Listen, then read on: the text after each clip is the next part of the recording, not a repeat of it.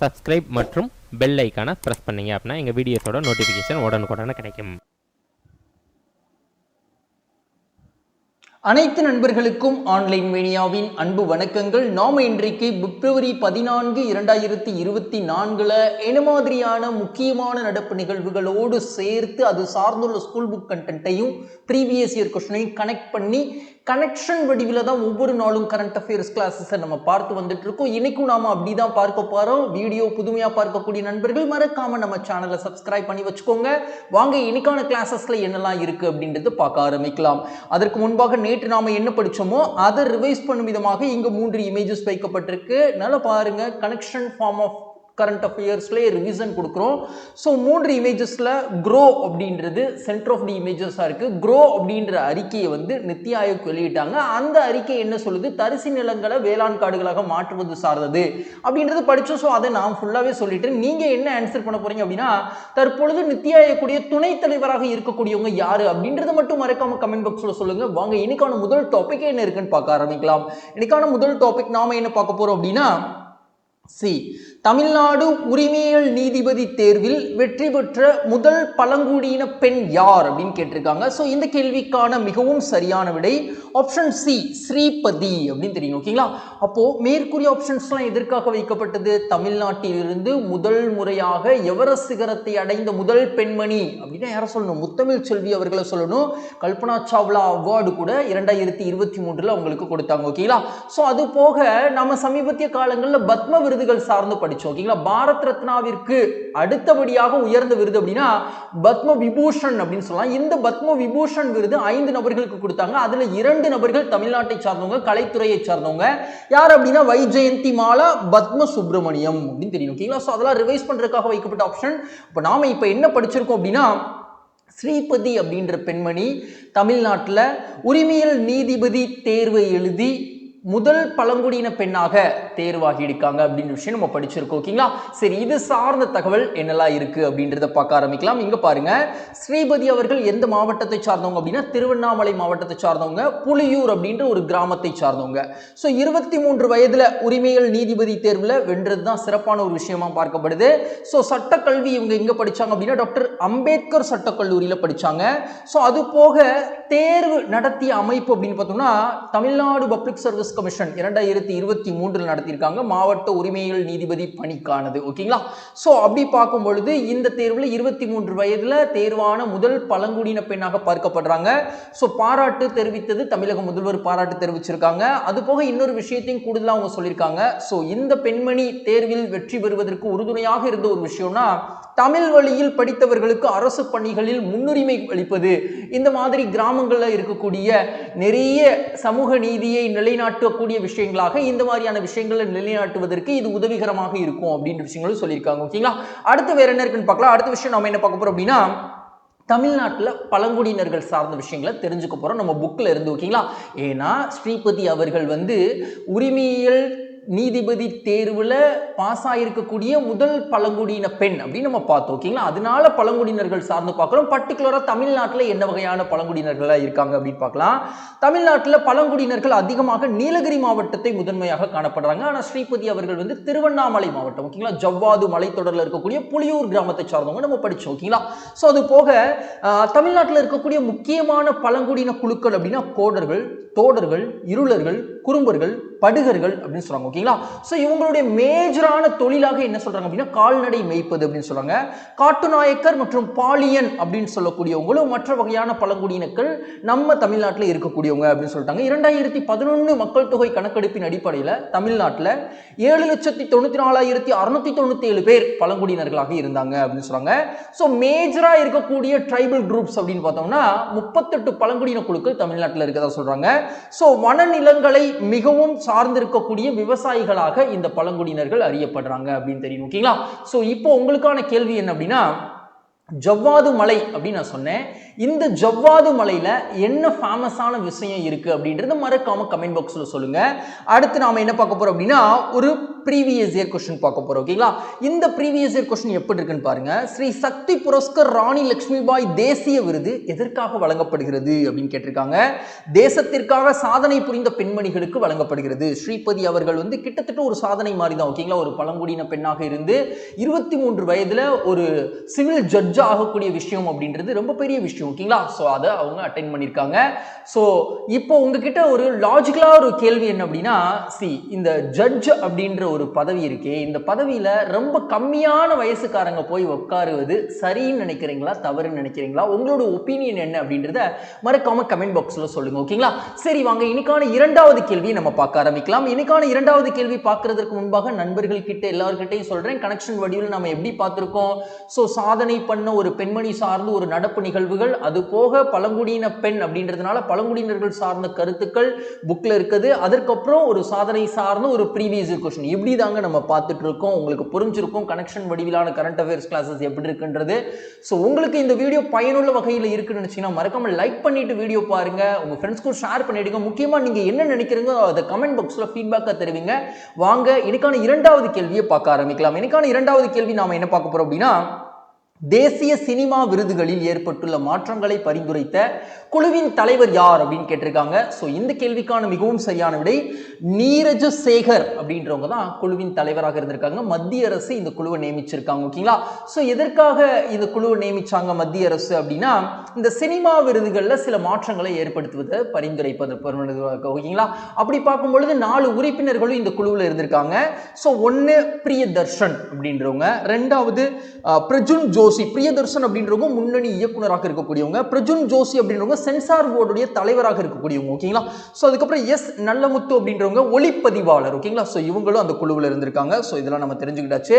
So நீரஜ Sekar அப்படின்றவங்க யார் அப்படின்னா, தகவல் தொழில்நுட்ப மத்திய அமைச்சகம் இருக்குல்ல, சோ அந்த அமைச்சகத்துல பணிபுரியக்கூடிய ஒரு செயலர், செக்ரட்டரி ரேங்க்ல இருக்கக்கூடியவங்க. சோ நீரஜ சேகர் அவர்களை அந்த குழுவிற்கு தலைவராக போட்டிருக்காங்க. ஓகேங்களா? சரி, இப்போ இது சார்ந்த விவரங்கள் என்னென்ன மாற்றங்கள்லாம் கொண்டு வந்தாங்கன்னு பார்க்கலாம். சோ அமல்படுத்தப்பட்டுள்ள மாற்றம், இப்போ அவங்க அந்த குழு என்னெல்லாம் பரிந்துரைத்தாங்களோ அதுல சில விஷயங்களை இப்போ மத்திய அரசு அமல்படுத்தி இருக்காங்க. சோ என்ன மாற்றங்கள்லாம் அமல்படுத்தி இருக்காங்க அப்படின்னா, முதல்ல 2 பேர் பேரை நீக்கியிருக்காங்க. ஓகேங்களா? இந்த தேசிய விருது அப்படின்றது இயக்குனரின் சிறந்த அறிமுகப்பட விருதுக்கு யாருடைய பெயர்ல விருது கொடுத்துட்டு இருந்தாங்க இது வரைக்கும் அப்படின்னா, முன்னாள் பிரதமராக இருந்த இந்திரா காந்தி அவர்களது பெயர்ல கொடுத்துட்டு இருந்தாங்க. சோ இப்போ என்ன பண்ணிட்டாங்கன்னா அந்த பெயர் நீக்கப்பட்டிருக்கு. ஓகேங்களா? சோ அப்போ இனிமேல் அந்த விருது எப்படி அழைக்கப்படும் அப்படின்னா, இயக்குனரின் சிறந்த அறிமுகப்பட விருது அப்படின்னே அழைக்கப்படும். ஓகேங்களா? சோ அது போக தேசிய சமூக சுற்றுச்சூழல் கோட்பாடுகளை வலியுறுத்தக்கூடிய சிறந்த படம் அப்படின்னு தேர்வு செய்வாங்க. சோ இந்த கேட்டகரிக்கு யாருடைய பெயர்ல விருது கொடுத்துட்டு இருந்தாங்கன்னா, ஒரு பழம்பெரும் நடிகையாக இருந்த நர்கிஸ் தத் அப்படின்றவங்க பெயர்ல விருது கொடுத்துட்டு இருந்தாங்க. இப்ப இந்த பெயரும் நீக்கப்பட்டிருக்கு. ஓகேங்களா? முன்னாள் பிரதமர் இந்திரா காந்தி அவர்களுடைய பெயரும் நீக்கப்பட்டிருக்கு, நர்கிஸ் தத் அப்படின்றவங்களுடைய பெயரும் நீக்கப்பட்டிருக்கு. ஓகேங்களா? சோ என்ன கேட்டகரியில நீக்கியிருக்காங்க அப்படின்றது நம்ம பார்த்தாச்சு. சோ மாற்றம் என்ன, மாற்றங்கள் அப்ப நீக்கம் பார்த்தாச்சு. மாற்றம் என்ன அப்படின்னா, தாதா சாஹிப் பால்கே விருது அப்படின்றது இந்திய சினிமால கொடுக்கக்கூடிய ஒரு உயர்ந்த விருது. ஓகேங்களா? சோ இந்த விருதுக்கான பரிசு தொகை அப்படின்றது உயர்த்தப்பட்டிருக்கு. 10 லட்சத்துல இருந்து 15 லட்சமாக மாற்றம் செய்யப்பட்டிருக்கு. சோ அது போக தங்கத்தாமரை விருதுக்கான பரிசு தொகையும் 3 லட்சமாக உயர்த்தப்பட்டிருக்கு. அது போக வெள்ளித்தாமரை விருது அப்படின்றது 2 லட்சமாக உயர்த்தப்பட்டிருக்கு.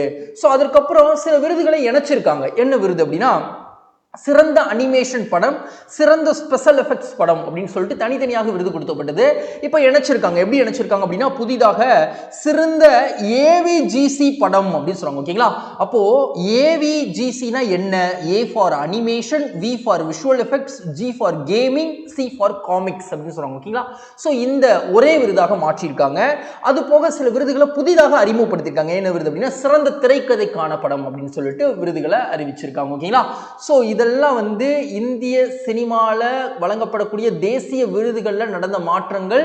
இந்த மாற்றங்கள் எல்லாம் பரிந்துரைத்த குழுவின் தலைவர் தான் நீரஜ சேகர் அப்படின்னு நம்ம பார்த்திருக்கோம். ஓகேங்களா? சரி, வாங்க அடுத்து வேற என்ன இருக்குன்னு பார்க்கலாம். அடுத்த விஷயம் நாம என்ன பார்க்க போறோம் அப்படின்னா, ஒரு ப்ரீவியஸ் இயர் क्वेश्चन பார்க்க போறோம். சோ சினிமா துறையில உயர்ந்த விருது தாதா சாஹிப் பால்கே விருது அப்படின்னு பார்த்தோம். 2024 ஜனவரி மாதம் டிஎன்பிஎஸ்சில ஒரு கேள்வியில கேட்கப்பட்ட ஒரு கேள்வி. ஓகேங்களா? ஒரு தேர்வுல கேட்கப்பட்ட ஒரு கேள்வி. என்ன கேள்வின்னு பாருங்க. 1996ஆம் ஆண்டிற்கான தாதா சாஹிப் பால்கே விருது பெற்ற தமிழ் நடிகர் யார் அப்படின்னு கேட்டிருக்காங்க. ஸோ இந்த கேள்விக்கான மிகவும் சரியான விடை சிவாஜி கணேசன் அப்படின்னு தெரியும். ஓகேங்களா? சரி, இப்போ உங்கள்கிட்ட என்ன கேள்வி அப்படின்னா 2023 வஹிதா ரகுமான் அவர்கள் சினிமா துறையில என்ன விருது பெற்றாங்க அப்படின்றத மறக்காம கமெண்ட் பாக்ஸ்ல சொல்லுங்க. இது உங்களுக்கான கேள்வி. ஓகேங்களா? அடுத்து வேற என்ன இருக்குன்னு பார்க்கலாம்.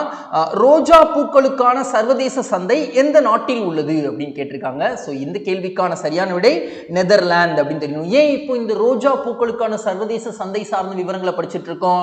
ரோஜா பூக்களுடைய ஏற்றுமதி அப்படின்றதுல அந்த பட்டியலில் இந்தியாவை பின்னுக்கு தள்ளி ஆப்பிரிக்க நாடுகள் முன்னாடி போயிருக்காங்க. ஓகேங்களா?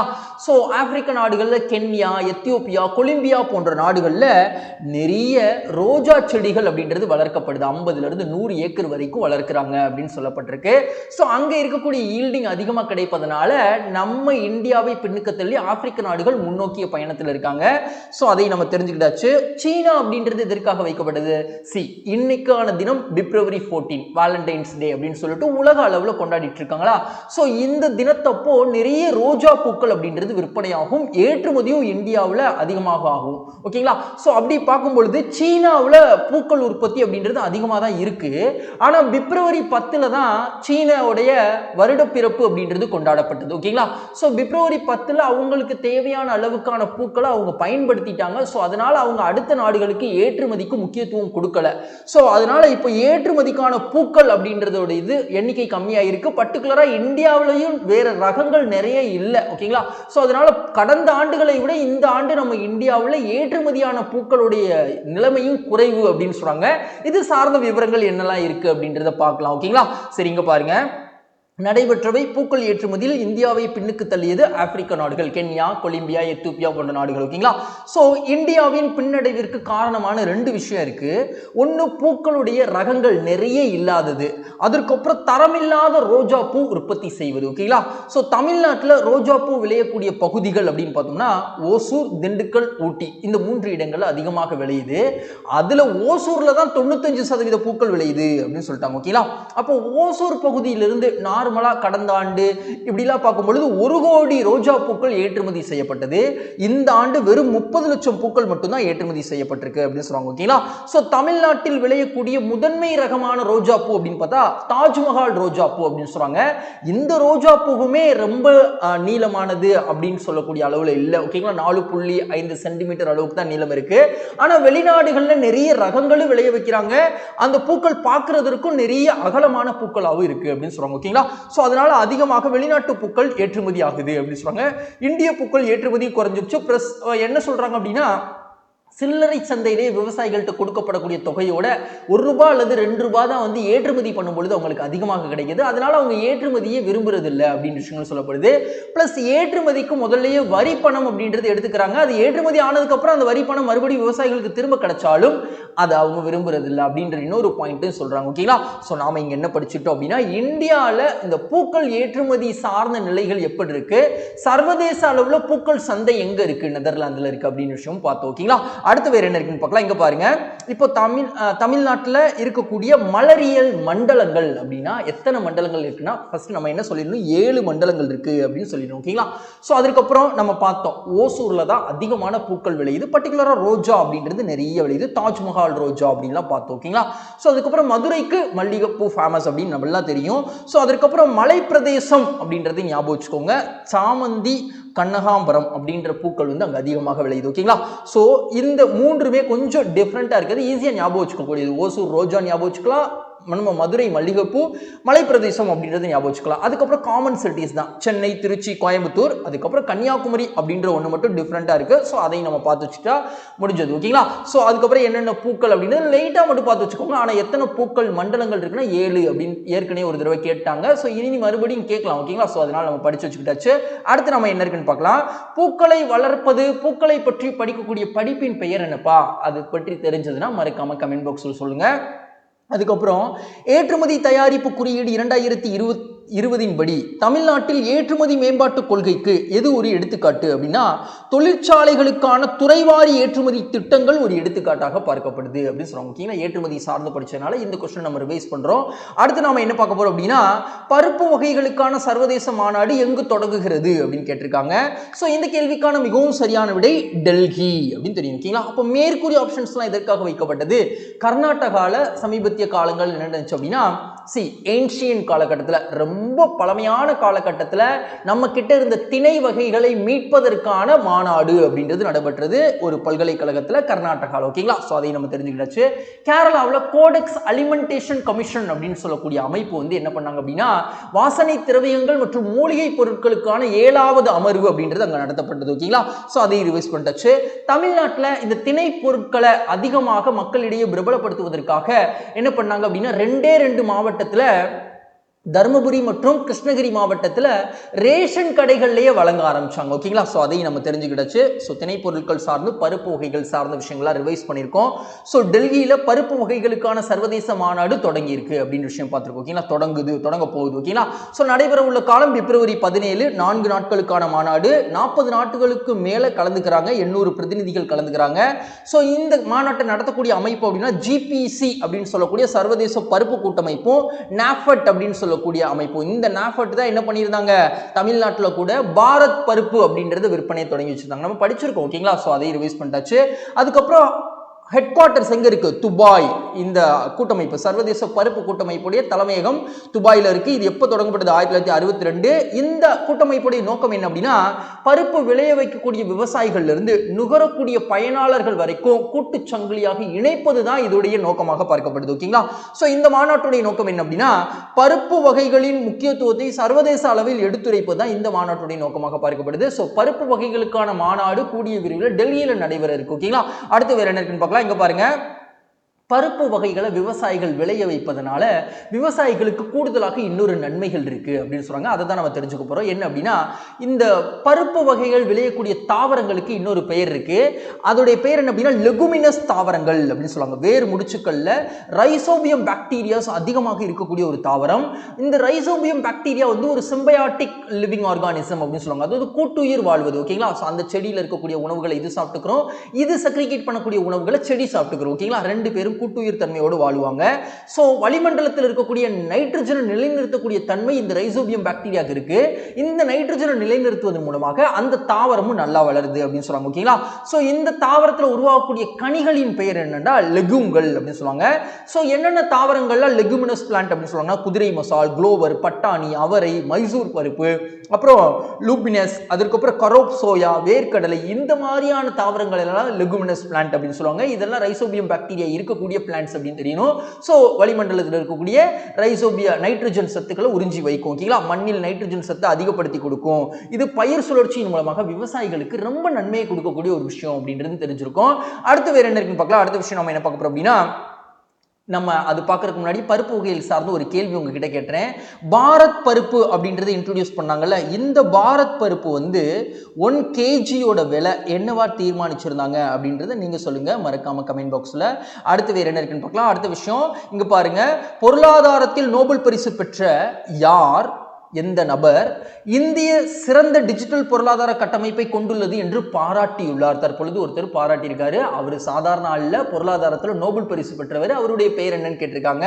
ஸோ ஆன்சர் என்ன அப்படின்னா மைக்கேல் ஸ்பென்ஸ் அப்படின்றவர் தான் பாராட்டியிருக்காரு. இந்தியாவை டிஜிட்டல் கட்டமைப்பில் சிறந்து விளங்குது, உலக நாடுகளுக்கு முன்மாதிரியாக இருக்கு அப்படின்னு சொல்லியிருப்பாரு. ஓகேங்களா, இப்போ மேற்கூறிய ஆப்ஷன்ஸ் நம்ம இந்தியாவில் அமர்த்தியா சென் அப்படின்றவங்க தான் முதல் முறையாக பொருளாதாரத்துக்கான நோபல் பரிசு பெற்றவங்க 1998-99 காலகட்டத்தில். ஓகேங்களா, ஸோ அதை ரிவைஸ் பண்ண அபிஜித் பானர்ஜி அப்படின்றவங்க இந்திய வம்சாவளியை சார்ந்தவங்க, இவங்களும் பொருளாதாரத்திற்கான நோபல் பரிசு அப்படின்றத பெற்றிருக்காங்க. ஓகேங்களா, அபிஜித் பானர்ஜி அப்படின்றவங்க 2019 நோபல் பரிசு பெற்றாங்க பொருளாதாரத்துறையில். ஓகேங்களா, சோ 2023 சமீபத்திய காலங்களில் யாரு பொருளாதாரத்திற்கு நோபல் பரிசு பெற்றாங்கன்னா என்ன சொல்லணும்? கிளாடியா கோல்டின் அப்படின்னு சொல்லணும். அதையும் நம்ம ரிவைஸ் பண்ணிட்டாச்சு.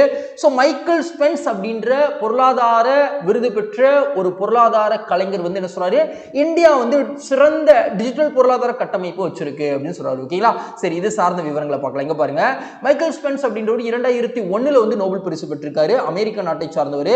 கலந்து கொண்ட நிகழ்ச்சி வந்து பென்னட் பல்கலைக்கழகத்தில் மாணவர்களோடு உரையாடி இருக்காரு நொய்டாவில். ஓகேங்களா? ஸோ அப்போ வந்து இவர் எந்த தொழில்நுட்பத்தை பர்டிகுலராக இந்தியாவில் பாராட்டினார் அப்படின்னா யூபிஐ. ஓகேங்களா? இப்போ நிறைய நாடுகள் நம்மளுடைய யூபிஐ சிஸ்டம் வந்து ஃபாலோ பண்ணிருக்காங்க. நம்ம படிச்சிருக்கோம், மொரீசியஸ், இலங்கையெல்லாம் வந்து ஃபாலோ பண்ணுறாங்கன்னு பார்த்தோம். 2016 தான் இந்தியாவில் அறிமுகப்படுத்தப்பட்டது. இப்போ உலகிற்கே முன்னுதாரணமாக இந்த தொழில்நுட்பம் திகழுது அப்படின்னு சொல்றாங்க. ஓகேங்களா? ஸோ இந்தியாவுடைய நிலையும் அவர் சொல்றாரு, பெரிய பொருளாதாரத்தை கொண்ட நாடாக இந்தியா திகழுது, கிட்டத்தட்ட 5வது இடத்துல இருக்கு அப்படின்றது நமக்கு தெரியும். ஓகேங்களா? அது போக இந்தியாவில் முன்ன மாதிரிலாம் இல்லை, இப்போ போட்டித்தன்மை அப்படின்றது அதிகமாகி இருக்கு. அது போக அறிவியல் மற்றும் தொழில்நுட்பத்தில் புதிய கண்டுபிடிப்புகளை உருவாக்கிட்டே இருக்காங்க அப்படின்னு விஷயங்களும் சொல்லியிருக்காரு. ஓகேங்களா? ஸோ உங்ககிட்ட இப்போ என்ன கேள்வி அப்படின்னா, எஸ்தர் டஃப்லோ அப்படின்ற ஒரு பெயர், ஓகேங்களா, பொருளாதாரத்துறையுடன் தொடர்புடையவங்க, நோபல் பரிசோடும் தொடர்புடையவங்க. ஸோ இந்த எஸ்தர் டஃப்லோக்கும் நம்ம தமிழ்நாடு மாநிலத்திற்கும் எதுவும் தொடர்பு இருக்கா அப்படின்றத மறக்காம நீங்க சொல்றீங்க. ஓகேங்களா? அடுத்து வேற என்ன இருக்குன்னு பார்க்கலாம். அடுத்த விஷயம் நம்ம என்ன பார்க்க போறோம் அப்படின்னா, இங்க பாருங்க, ஒரு புக் கண்டென்ட். தமிழ்நாட்டின் வளர்ச்சி பற்றி ஒரு பொருளாதார அறிஞர், அதாவது நோபல் பரிசு பெற்ற பொருளாதார அறிஞர் என்ன சொல்றாரு அப்படின்றத நம்ம தெரிஞ்சுக்க போறோம். நம்ம கரண்ட் அஃபேர்ஸ்ல என்ன படிச்சோம்? ஒரு பொருளாதார அறிஞர், நோபல் பரிசு பெற்றவர், இந்தியாவுடைய பொருளாதாரம் சார்ந்து என்ன சொன்னான்னு படிச்சோம். இப்போ புக் கண்டென்ட்ல தமிழ்நாட்டுடைய பொருளாதாரம் சார்ந்து அமர்த்தியா சென் அவர்கள் என்ன சொல்றாங்க. அப்போ தமிழ்நாடு வந்து குறைந்த காலகட்டத்தில் விரைவான வளர்ச்சியை நோக்கி பயணிச்சது அப்படின்னு சொல்றாங்க. வறுமை, அடிப்படை வசதி, சமத்துவமின்மை போன்ற மோசமான நிலையிலிருந்து வேகமாக தமிழ்நாடு வளர்ச்சி பெற்றது அப்படின்னு சொல்றாரு. சமூக நலத்திட்டங்கள் தமிழ்நாட்டில் சூப்பரா எக்ஸிக்யூட் பண்ணிருக்காங்க அப்படின்னு விஷயங்கள் சொல்றாரு. அது போக வந்து பாகுபாடின்றி சமூக நலத்திட்டங்கள் எல்லோருக்கும் அறிவிக்கப்பட்டது, யூனிவர்சலைஸ் இன் நேச்சர். ஓகேங்களா? அடுத்து என்ன சொல்றாங்க அப்படின்னா, மனித திறன்களை பயன்படுத்தாம இந்திய மாநிலங்கள் நிறைய வந்து முன்னேற்றத்தை நோக்கிய பயணத்தில் இருக்கு. ஆனா தமிழ்நாடு அப்படி இல்லை. சமூக நலத்திட்டங்களை கரெக்டா பயன்படுத்துவதன் மூலமாக மனித திறமைகளையும் யூஸ் பண்ணி பொருளாதார வளர்ச்சியை மேற்கொள்றாங்க அப்படின்ற விஷயங்களை எதுல சொல்லியிருக்காருன்னா, அவருடைய புக்கான அன்சர்டைனிட்டி க்ளோரி அப்படின்ற புத்தகத்தில் அமர்த்தியா சென் சொல்லியிருக்காரு. ஓகேங்களா? அடுத்து வேற என்ன இருக்குன்னு பார்க்கலாம். அடுத்த விஷயம் நம்ம என்ன பார்க்க போறோம் அப்படின்னா, ஒரு ப்ரீவியஸ் இயர் क्वेश्चन பார்க்க போறோம், பொருளாதார வளர்ச்சி சார்ந்து. ஓகேங்களா? அப்போ பயனுள்ள பொருளாதார வளர்ச்சினா என்ன அப்படின்னா, வளர்ச்சிக்கான திட்டமிடலை பொறுத்தது. அது சரியா?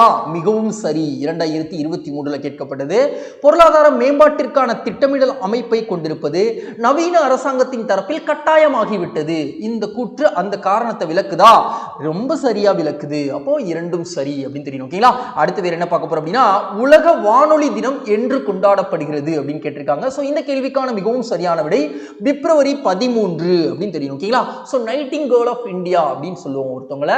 சோ அவங்களுடைய பிறந்த தினமும் என்னது அப்படின்னா பிப்ரவரி 13 தான். ஓகேங்களா? நேஷனல் உமன்ஸ் டே அப்படின்னு அவங்களுடைய பிறந்த தினத்தை வந்து கொண்டாடிட்டு இருக்கோம். ஓகேங்களா? ஸோ அவங்களுடைய பெயர் என்ன அப்படின்றத மறக்காம நீங்க சொல்லிடுங்க. அதுக்கப்புறம் மேற்கூறிய ஆப்ஷன்ஸ் நம்ம பார்க்கலாம். பிப்ரவரி 13 உலக வானொலி தினம் அப்படின்றது அனுசரிக்கப்படுகிறது, கொண்டாடப்படுகிறது. பிப்ரவரி 28 அப்படின்றது science day, national science day, ஏன்னா தேசிய அறிவியல் தினம். இதற்கான கருப்பொருளை வந்து மத்திய அமைச்சர் ஒருவர் சமீபத்திய காலங்கள் வெளியிட்டார். ஓகேங்களா? அந்த கருப்பொருள் என்ன? விக்சித் பாரத்திற்கான உள்நாட்டு தொழில்நுட்பங்கள் அப்படின்றது நம்ம படிச்சோம். ஓகேங்களா? அதை ரிவைஸ் பண்ணிட்டாச்சு. மே 11 அப்படின்றது தேசிய தொழில்நுட்ப தினம் அப்படின்னு தெரியும். ஒரு தடவை டிஎன்பிசி கேட்டிருக்காங்க. ஓகேங்களா? பிப்ரவரி 11 நாம எதுக்கு படிச்சோம் அப்படின்னா, அறிவியலில் பெண்கள் மற்றும் பெண் குழந்தைகளை கான சர்வதேச தினம் அப்படின்றது பிப்ரவரி 11 அப்படின்றது படிச்சோம். ஸோ அதெல்லாம் ரிவைஸ் பண்ணிட்டாச்சு. ஸோ பிப்ரவரி 13 அப்படின்றது உலக வானொலி தினமாக கொண்டாடப்படுது. ஓகேங்களா? ஸோ இந்த ஆண்டிற்கான மையக்கருத்து என்ன? ஐநா வச்சிருக்காங்க இந்த மையக்கருத்தை. வானொலி ஒரு நூற்றாண்டு தகவல், பொழுதுபோக்கு மற்றும் கல்வி அப்படின்ற மையக்கருத்தை வந்து வச்சிருக்காங்க. ஸோ அது போக இந்த தினத்தை முன்னிட்டு மத்திய கல்வி மற்றும் ஒலிபரப்பு அமைச்சர் எதை வெளியிட்டாங்க அப்படின்னா, சமூக வானொலி நிலையம் அமைப்பதற்கான திருத்தப்பட்ட கொள்கை வந்து வெளியிடப்பட்டிருக்கு. ஸோ இதற்கான நிகழ்ச்சி எங்க நடைபெற்றது அப்படின்னா, சமூக வானொலி நிலையத்தின் 20வது ஆண்டுகள் தொடக்க நிகழ்வு அப்படின்றது கொண்டாடப்பட்டது. எங்கன்னா சென்னையில் இருக்கக்கூடிய அண்ணா பல்கலைக்கழகத்தில். ஸோ இந்த சமூக வானொலி நிலையம் அப்படின்றது 2002 திட்டமிட்டு இருந்தாலும் 2004 தான் நடைமுறைக்கு வந்தது. ஸோ இப்போ நம்ம 2024 இருக்கோம். அதனால 20ஆம் ஆண்டு கொண்டாடப்பட்டது நம்ம சென்னை அண்ணா பல்கலைக்கழகத்தில். ஏன் இங்க கொண்டாடினாங்கன்னா, இங்க தான் வந்து 2004 அறிமுகப்படுத்தி இருப்பாங்க. ஓகேங்களா? ஸோ அதை தான் இங்க சொல்றாங்க. சமூக வானொலி நிலையம்னா என்ன? ஐஐடி, ஐஏஎம் வளாகங்களில் இந்த சமூக வானொலி திட்டம் அப்படின்றது 2002 திட்டமிடப்பட்டு 2004 தொடங்கப்பட்டது. தொடங்கி வச்சது அப்போது தகவல் மற்றும் ஒலிபரப்புத்துறை அமைச்சராக இருந்த எல்கே அத்வானி அவர்கள் தான். ஓகேங்களா? ஸோ இவங்களுக்கு கூட நாட்டின் உயரிய விருது ஒன்று கொடுக்கப்பட்டிருக்கு. அது என்ன விருது அப்படின்றத மறக்காம கமெண்ட் பாக்ஸ்ல சொல்லுங்க. சமீபத்திய காலங்களில் நம்ம படிச்சோம் லால் கிருஷ்ண அத்வானி. ஓகேங்களா? ஸோ இந்தியாவின் துணை பிரதமராக இருந்திருக்காங்க. ஸோ தன்மை என்ன இந்த சமூக வானொலி நிலையத்தை பொறுத்த வரைக்கும் அப்படின்னா, குறைந்த சக்தி வானொலி நிலையமாக பார்க்கப்படும், உள்ளூர் சமூகங்களால் அமைக்கப்படும். ஓகேங்களா? ஸோ இந்த வணிகமயமான வானொலி மாதிரி இருக்காது, அது போக பொதுத்துறையான வானொலி மாதிரி இருக்காது. ஓகேங்களா? ஒரு குறிப்பிட்ட செக்டாருக்கு மட்டும் பயன்படுத்தக்கூடிய ஒரு வானொலி. ஸோ திருத்தப்பட்ட கொள்கை வெளியிட்டாங்களே, அதில் என்ன சொன்னாங்க அப்படின்னா, இந்த வானொலிக்கான விளம்பர விகிதம் அப்படின்றது 10 செகண்டுக்கு 74 ரூபாய் அப்படின்றது தீர்மானிச்சிருக்காங்க. கொஞ்சம் கம்மியாக இருந்திருக்கும் முதல்ல. ஓகேங்களா? ஸோ அதுக்கப்புறம் விளம்பர நேரம் 1 மணி நேரத்திற்கு 12 நிமிடமாக உயர்த்தப்பட்டிருக்கு. 50% பெண்களுக்கான பிரதிநிதித்துவம் அப்படின்றது இந்த குழுவில் இருக்கணும் அப்படின்னு சொல்லியிருக்காங்க. ஸோ அனுமதி காலம் முதல்ல வந்து இந்த சிஆர்எஸ் கம்யூனிட்டி ரேடியோ ஸ்டேஷன்ஸ் அப்படின்றதுக்கான உரிமம் 5 வருஷத்துக்கு மட்டும் தான் கொடுக்கப்பட்டது. ஸோ இப்போ அந்த 5 வருஷத்தை 10 வருஷமாக மாற்றிருக்காங்க. ஓகேங்களா? இதெல்லாம் முக்கியமான திருத்தங்கள், அதெல்லாம் நம்ம தெரிஞ்சுக்கிட்டாச்சு.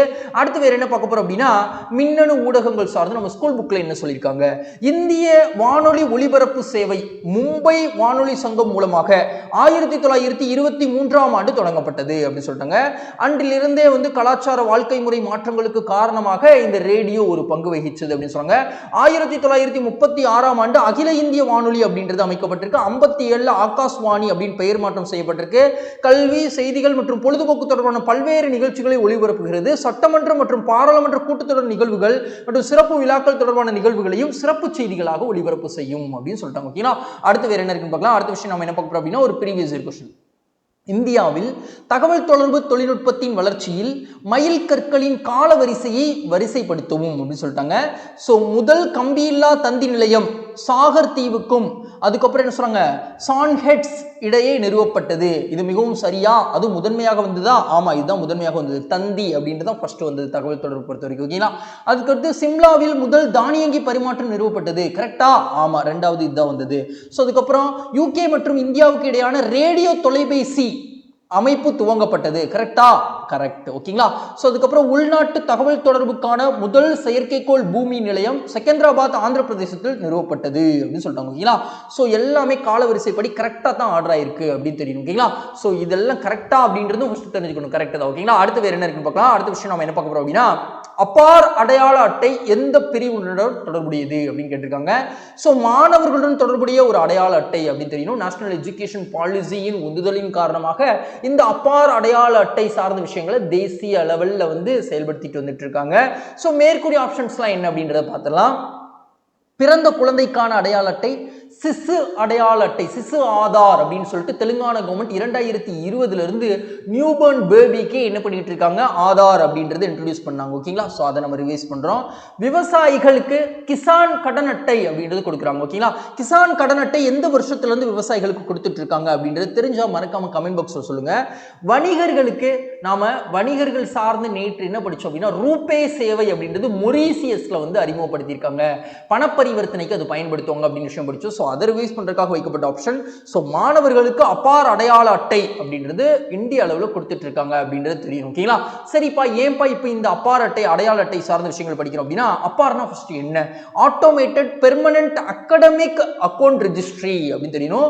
ஸோ நடைபெறுபவை அப்படின்னா, ஒரு நாடு ஒரு மாணவர் அடையாள அட்டைக்கான தேசிய மாநாடு அப்படின்றது புதுடெல்லியில நடக்குது. ஓகேங்களா? ஸோ இதை தொடங்கி வச்சது மத்திய கல்வி, திறன் மேம்பாடு மற்றும் தொழில் முனைவு அமைச்சர் தான் தொடங்கி வச்சிருக்காங்க. ஸோ மாநாட்டுடைய நோக்கம் என்னன்னா, நாட்டு மாணவர்களின் அப்பார் அட்டையின் முக்கியத்துவத்தை வலியுறுத்துவது. இந்த அப்பார் அட்டைக்கான அங்கீகாரம் சர்வதேச அளவில் இருக்கு அப்படின்னு விஷயங்களை சொல்றாங்க. ஓகேங்களா? அடுத்து வேற என்ன இருக்குன்னு பார்க்கலாம். அடுத்த விஷயம் நம்ம என்ன பார்க்க போறோம் அப்படின்னா, ஸோ இன்றைய கல்வி முறை பற்றி நமக்கு நல்லாவே தெரியும்.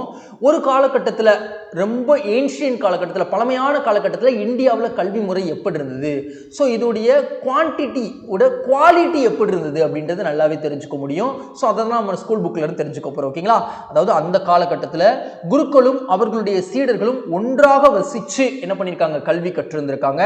ஸோ முழுமையான கற்றல் அப்படின்றது அப்போ இருந்திருக்கு. ஒழுக்கமான வாழ்க்கையை வாழ்தல் அப்படின்ற விஷயங்கள் சொல்லிக் கொடுக்கப்பட்டிருக்கு.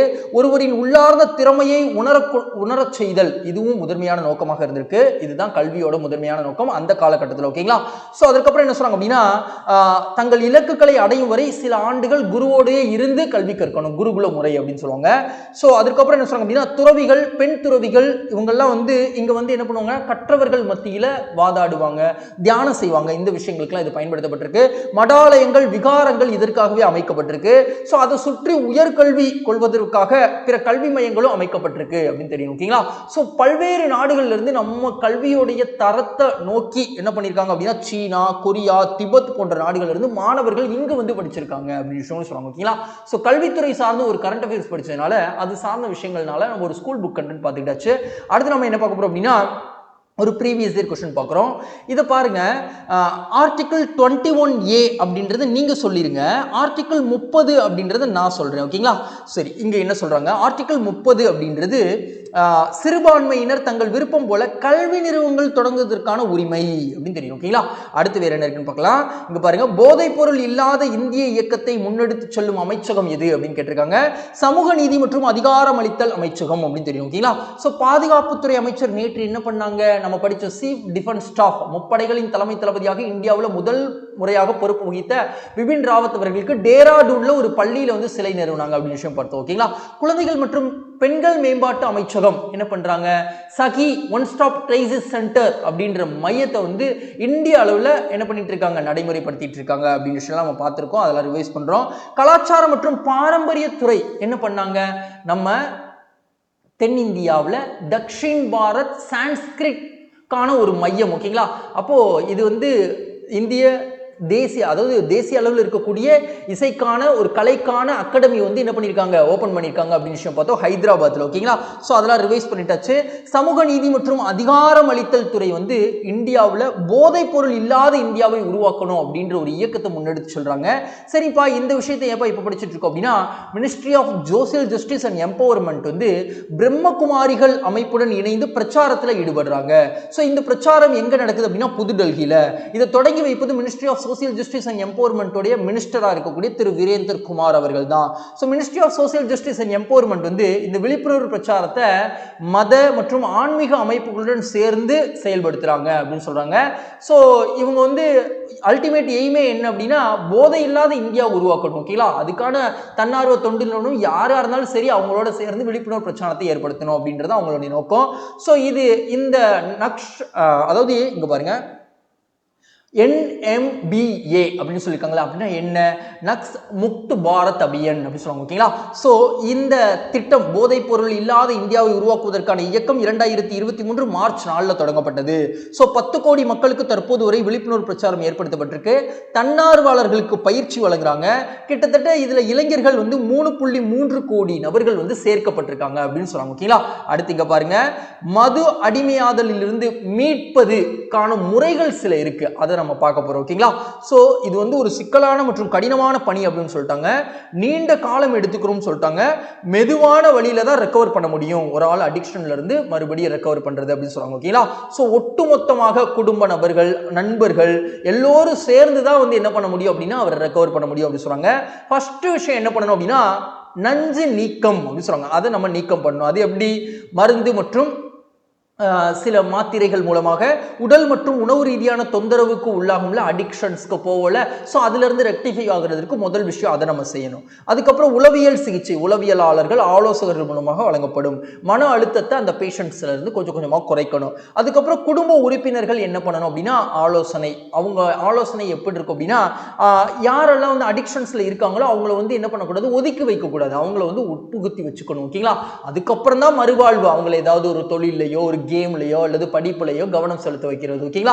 சோ இத்தனை முறைகள் இருக்கு. ஒருத்தர் வந்து ஒரு போதைப் பொருளுக்கு அடிமையாயிட்டு அவரை மீட்பதற்கான வழிமுறைகளை நம்ம ஸ்கூல் புக்ல இருந்து தெரிஞ்சுக்கிட்டாச்சு. ஓகேங்களா? அடுத்து வேற என்ன பார்க்க போறோம் அப்படின்னா, ஒரு ப்ரீவியஸ் இயர் क्वेश्चन பார்க்க போறோம். இங்க பாருங்க, இது சார்ந்து 2024 கேட்கப்பட்ட கேள்வி. பல்வேறு நடவடிக்கைகள் மூலம் போதைப் பொருள் துஷ்பிரயோகம் பற்றி விழிப்புணர்வு மக்களிடம் சென்றடைய விரும்புகிறது. என்ன இயக்கம் அப்படின்னு கேட்டிருக்காங்க. நாசா முக்த் பாரத் அபியான் அப்படின்னு தெரியும். ஓகேங்களா? சோ இதத்தான் சமூக நீதி மற்றும் அதிகாரம் அளித்தல் துறை அமைச்சகம் மூலமாக செயல்படுத்தப்பட்டு வந்துட்டு இருக்கு அப்படின்னு நம்ம பார்த்திருக்கோம். ஓகேங்களா? அடுத்து இங்க பாருங்க, சமீபத்திய நிகழ்வுடன் சரியாக பொருத்துக. அஞ்சாவது புல்வாமா தாக்குதல் நினைவு தினம் அப்படின்றது 14 பிப்ரவரின்னு தெரியணும், 2019 நடைபெற்றது. ஓகேங்களா? ஸோ யூபிஐ மற்றும் ரூபே சேவை மொரீசியஸ் வந்து பண்ணாங்க. அது மாதிரி இப்போ ஐக்கிய அரபு எமிரகமும் பண்றாங்க. ஸோ அது போக இந்தியாவும் ஐக்கிய அரபு எமிரகத்திற்கும் 8 துறைகள் சார்ந்த வளர்ச்சிக்கு 8 புரிந்துணர்வு ஒப்பந்தம் போடப்பட்டிருக்கு. நம்ம இந்திய பிரதமர் அவர்கள் அங்க பயணம் போயிருக்காங்க. ஓகேங்களா? 17வது மக்களவையில் 100% வருகை தந்த நாடாளுமன்ற உறுப்பினர்கள் அப்படின்னா மோகன் மாண்டவி, பகிரத் சௌத்ரி அப்படின்ற 2 நபர்கள் அப்படின்னு சொல்றாங்க. 8 இந்திய கடற்படை வீரர்கள் விடுதலை பெற்றிருக்காங்க. எந்த நாட்டில இருந்து அப்படின்னா கத்தார் நாட்டில் விடுதலை செஞ்சிருக்காங்க அப்படின்றது தெரியும். ஓகேங்களா? சோ ஐக்கிய அரபு அமீரகத்துக்கு அப்புறம் இந்திய பிரதமர் எந்த நாட்டிற்கு சுற்றுப்பயணம் போறாங்க அப்படின்னா கத்தாருக்கு போறாங்க. ஓகேங்களா? அடுத்து வேற என்ன பார்க்க போறோம் அப்படின்னா இன்றைக்கான விளையாட்டு கேள்வியை பார்க்கலாம். ரஞ்சனா குமாரி விளையாட்டு வீராங்கனை எந்த விளையாட்டுடன் தொடர்புடையவர் அப்படின்னு கேட்டிருக்காங்க. ஸோ இந்த கேள்விக்கான மிகவும் சரியான விடை சங்கிலி குண்டு எறிதலுடன் தொடர்புடையவங்க அப்படின்னு தெரியும். ஓகேங்களா? இப்போ மேற்கூறிய ஆப்ஷன்ஸ் வில்வித்தை சார்ந்து சமீபத்திய காலங்களில் வீராங்கனையில் ஏதாவது படிச்சோம். ஜம்மு காஷ்மீரை சார்ந்தவங்க சீத்தல் தேவி, அதாவது ஆசிய விளையாட்டு தடகள போட்டியில ஒரே எடிசன்ல 2 தங்கப்பதக்கத்தை பெற்றவங்க, 2 கைகள் இல்லாமல் வில் எய்துவதில் சிறந்து விளங்கக்கூடியவங்க, ஆர்ச்சரி உங்களுடைய விளையாட்டு. ஓகேங்களா? ஸோ குத்துச்சண்டை சார்ந்த சமீபத்திய காலங்கள் என்ன படித்தோம்? மேரி கோம் அவர்கள் 40 வயது ஆகிடுச்சு, சர்வதேச விளையாட்டில் விளையாடுவதற்கு இனிமேல் வயதின் மூப்பின் காரணமாக விளையாட முடியாதுன்னு சொல்லிட்டு ஓய்வு அறிவிச்சிருப்பாங்க. ஓகேங்களா? அதுக்கப்புறம் ஈட்டி எறிதலுடன் தொடர்புடைய வீரர் இந்தியாவில் யாரை பார்த்திருக்கோம் அப்படின்னா நீரஜ் சோப்ரா, நமக்கு தங்கம் ஒலிம்பிக்ல வாங்கி கொடுத்தவர், டைமண்ட் லீக் போட்டியில வென்றவர் அப்படின்னு சொல்லி நம்ம பார்த்திருக்கோம். ஓகேங்களா? ஸோ அதெல்லாம் ரிவைஸ் பண்றோம். ஸோ குண்டு எறிதலுடன் தொடர்புடைய விளையாட்டு வீராங்கனை யாரு? ரஞ்சனா குமாரி அப்படின்னு படிச்சிருக்கோம். ஏன் இவங்களை பத்தி இப்ப படிக்கிறோம்? அந்த கேள்வி வேணும்ல. ஸோ இவங்க வந்து பல முறை இந்தியா வந்து இவங்க வந்து ஊக்கமருந்து சோதனை அப்படின்றது உட்படுத்தினாங்க. ஸோ எல்லா டெஸ்ட்லையுமே உங்க தோல்வி விட்டுட்டாங்க. ஸோ அல்டிமேட்டா வந்து இவங்களை விளையாட்டில இருந்து தடை செஞ்சு வச்சுட்டாங்க. ஓகேங்களா? அடுத்து வேற என்ன இருக்குன்னு பார்க்கலாம். இங்க பாருங்க ஒரு குயிக் ரிவிஷன். தமிழ்நாடு உரிமையியல் நீதிபதி யாரு? 23 வயதுல ஸ்ரீபதி அவர்கள் தமிழ்நாட்டில் தேர்வாகி இருக்காங்க அப்படின்னு விஷயம் பார்த்தோம். முதல் பழங்குடியின பெண். ஓகேங்களா? தேசிய சினிமா விருதுக்கான மாற்றத்திற்கு பரிந்துரை அளித்த குழுவின் தலைவர் யார் அப்படின்றத பார்த்தோம். நிரஜா சேகர் அப்படின்னு பார்த்தோம். ஸோ ரோஜா சர்வதேச சந்தை நெதர்லாந்தில் இருக்குன்னு பார்த்தோம். பருப்பு சர்வதேச மாநாடு நியூ டெல்லியில் நடக்க போது. மைக்கேல் ஸ்பென்ஸ் அப்படின்றவர் 2001 பொருளாதார நோபல் பரிசு பெற்றவர்.